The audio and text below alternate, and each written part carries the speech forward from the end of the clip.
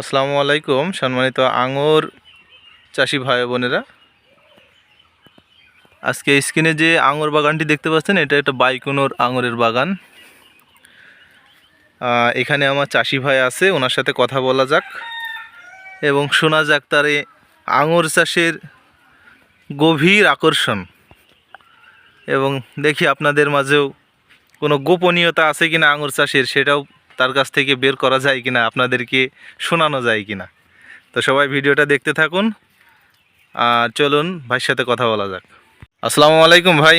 ওয়ালাইকুম আসসালাম। ভালো আছেন ভাই? আলহামদুলিল্লাহ, আপনি কেমন আছেন? আলহামদুলিল্লাহ ভাই, আমিও ভালো আছি। ভাই এর আগের দিনও এসেছিলাম আপনার বাগানে, আজকেও আসলাম। জি।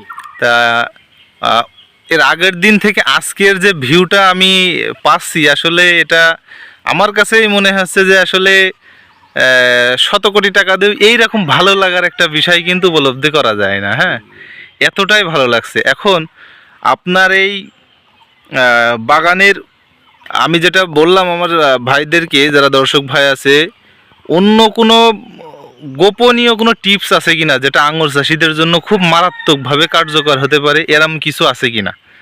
এখন আঙুরের চাষে গোপনীয়তা কোনো টিপস বলতে আমি তেমন কিছু বুঝি না। টিপসটা কি, যে কোনো জিনিসের আপনার পরিচর্যা, আপনি যদি সঠিকভাবে পরিচর্যাটা বোঝেন তাহলে আপনার কাছে সব জিনিসই সহজ হয়ে যাবে। আপনি সঠিক পরিচর্যা দেন, দেখবেন সব জিনিসই সুন্দর হবে।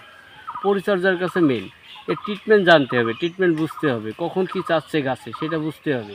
এখন আমার গাছে এখন কি চাচ্ছে, কোন খাবার চাচ্ছে, কোন কীটনাশক চাচ্ছে, সেটা যদি আপনি না বুঝতে পারেন তাহলে কিছুই হবে না। এটা বুঝে পরিচর্যা করুন। দেখেন কালকে আমাদের যশোরে বৃষ্টি হয়েছে, বৃষ্টির পরে এখন তো আমি যদি মনে করতাম যে এই আঙুরটাই কিছু দেবো না, তাহলে হয়তো আমার হয়তো ভুল হতো। আমি বৃষ্টি হয়েছে, আমি ছত্রাকনাশক এটা স্প্রে করে দিয়েছি। তাহলে কি হলো যে আমার এটা পচার কোনো ভাব থাকলো, সম্ভাবনায় থাকলো না ছত্রাকনাশক দেওয়ার কারণে। অনেক বাগান চাষি আছে এটা জানেই না যে বৃষ্টির পরে কি করতে হবে, এগুলো জানতে হবে, এটাই গোপনীয়তা। আচ্ছা, আমরা কি এমন কোনো উদ্যোগ নিতে পারি না, যারা নতুন আঙুর বাগানি আছে সারা বাংলাদেশ ব্যাপী, তারা যদি আমাদের কাছে পরামর্শ চায়, আমরা কি স্বাচ্ছন্দ্যে তাদেরকে পরামর্শ দিতে পারি? অবশ্যই আমরা স্বাচ্ছন্দ্যে তাকে পরামর্শ দিতে পারি। আমরা চাই যে বাংলাদেশে প্রত্যেকটা ঘরে ঘরে একটা হলো চারা লাগাক, কিংবা অনেক বাণিজ্যিক বাগান তৈরি হোক। এটা তো লাভজনক একটা ব্যবসা। আমাদের বাংলাদেশে যদি বাণিজ্যিক বাগানগুলো তৈরি হয় তাহলে আমরা বাইরের দেশ থেকে ইম্পোর্ট করে আমাদের আঙুরগুলো আনা লাগলো না, আমাদের বাংলাদেশের আঙুর দিয়ে বাংলাদেশের চাহিদাটা মিটে গেল, তাহলে অনেক ভালো না? অবশ্যই পরিচর্যা টিপস দেওয়া যাবে। যে কোনো পরামর্শের জন্য অবশ্যই আপনার কাছে ফোন করবে, আমাদের কাছে ফোন করে অবশ্যই পরামর্শ নিতে পারবে। আচ্ছা, তাহলে আমরা নির্দ্বিধায় বলতেই পারি যে যারা সারা বাংলাদেশের আঙুর চাষি আছে বা শখ করে যারা বাগান করেন, আপনারা অবশ্যই আমাদের সাথে যোগাযোগ করবেন। ইনশাল্লাহ যতটুকু পরামর্শ দেওয়ার আমরা আপনাদেরকে দেব ইনশাল্লাহ। আর এখন আপনারা একটু আঙুরটা দেখান। আমি স্ক্রিনটা এটা সরাচ্ছি না, আমি কাটছি না, আমি আপনাদেরকে সরাসরি আঙুর দেখাচ্ছি। দেখেন এই থোকাটা 6 থেকে 700 গ্রাম করে ওজন আছে এক একটা থোকা। দেখেন আমার এখানে ম্যাক্সিমাম থোকা 500 গ্রামের উপরে ওজন, ম্যাক্সিমাম থোকা। হ্যাঁ, স্ক্রিনে তাই বলছে।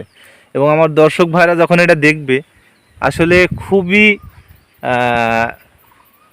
আনন্দ পাবে যে আসলে আঙুর বাগান বাংলাদেশে এরকম হয়। আমাদের তো ধারণার বাইরে যে বাংলাদেশে এরকম আঙুর হবে, কিন্তু আপনারা দেখেন কি পরিমাণ আঙুর এসেছে। দেখেন